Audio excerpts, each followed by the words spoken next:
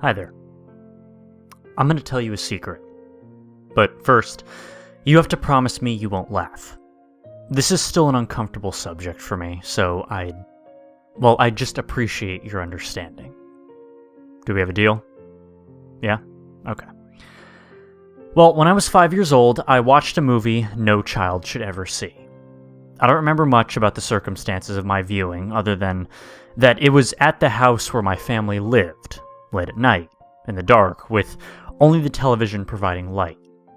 The film was an animated feature, and depicted themes of animal cruelty, death, and dismemberment. The scenes were surreal and terrifying, and left a deep impression on me. For years afterward, the only scene I could remember clearly was when an evil man was drowning a family of cats in a stream, which I would have nightmares about for years afterward. I remember seeing it early in the movie, followed by many more disturbing and surreal scenes. Remember your promise, okay? Because this is the part I was talking about.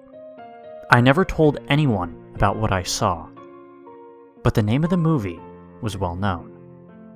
The Aristocats. I suppose I can forgive you if you broke your promise, but I must emphasize that I am not joking.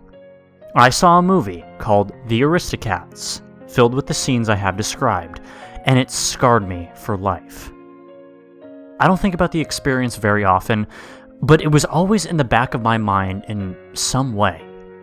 Though I didn't realize it at the time, I know now that it caused me to shy away from animation and children's shows. It subtly informed my whole outlook on the trappings of childhood, and I found myself bracing with dread whenever I had to watch any children's animation in school. My childhood was relatively normal otherwise, for an introvert anyway, but every once in a while I would think back to the movie and find my inner peace disturbed. It wasn't until maybe third or fourth grade that I started to realize that my experience with the movie had not been typical. I didn't tell anyone, not even my parents, about what I had witnessed in that dark room at age 5. But I eventually figured out on my own that there was nothing horrific about the version everyone else had watched. Now, I still wasn't willing to see it for myself, but I figured if they had seen what I had, I would have been able to tell whenever they spoke of the film. Anyone who had anything to say about it seemed to consider it either a nostalgic classic or unremarkable. When I was in middle school, I asked my mom if I had ever seen The Aristocats. She said I had, once, having stayed up past my bedtime and watched it secretly. She said I seemed strangely disturbed by the film, and I had never wanted to watch it again as a small child. I asked if we still had it in the house, but she said I had been so afraid of the movie that she had thrown it out. It had been a home VHS recording she bought at an estate sale, rather than a retail copy. I finally decided to watch the movie again. I ordered it from the library and watched it one Saturday. It took me a couple of hours to work up the courage to finally hit play. And, well, I found it to be a wonderful film. Immediately, I realized that whatever I remembered seeing at age 5 had nothing to do with this movie. See, there was no graphic violence, no psychedelic scenes, nothing that should have traumatized me as a child. And yet, what I had seen all those years ago definitely shared elements with this movie. The kittens and their mother were drugged and kidnapped, not drowned.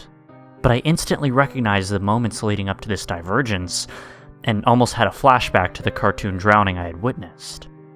I was hoping to find closure, but instead I was more troubled than ever. There was no question in my mind now that I had viewed some awful and perverted version of this classic film. I told one of my friends about it a few days later.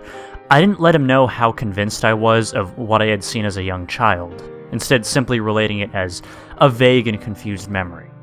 Like, hey, the other day I saw The Aristocats. I used to be terrified of that movie because, for some reason I thought I saw gore scenes and cats drowning when I watched it at 5 years old.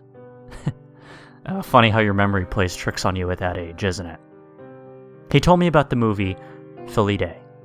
He explained that it was an animated movie about cats with a similar animation style that did indeed contain graphic gore scenes and was definitely not for children. He said maybe I had somehow seen that movie instead of the Aristocats. So I streamed and watched Felidae. I saw what my friend meant about the style having the same feel as the Aristocats, except dark and bloody. But it wasn't what I had seen. I knew for sure that 5-year-old me had watched a movie with the same characters as the Aristocats. And I also know for sure that it had contained bizarre and disturbing scenes not shown in the mainstream version. This whole thing was driving me up a wall. To try and get some kind of closure, I started seeking out and watching old children's animation that contained graphic and disturbing elements that would never be included today, such as Watership Down, the 1978 version. While these works were interesting and gripping in their own way, they were decidedly non-Disney. While other studios may have been willing to take such risks with their works decades ago, the fact that the Aristocats is a Disney property made me sure that the version I had first seen was something I was absolutely not supposed to watch. Ever.